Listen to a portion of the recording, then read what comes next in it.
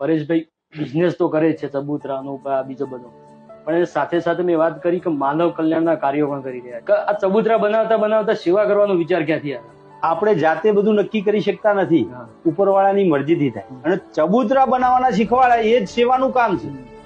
મારી જોડે જે કોઈ માણસો આવે છે એ બધા સેવાકીય પ્રવૃત્તિ વાળા જ આવે. સેવાકીય પ્રવૃત્તિઓ કરવા વાળા માણસ જ થાય. એવા બધા ઘણા બધા સેવાકીય પ્રવૃત્તિઓ વાળા માણસોના સંગતથી મને ખુદને સેવા કરવાનું થયું. અને હવે મેં એવું નક્કી કરેલું છે, હું મારા જીવનથી તૃપ્ત છું.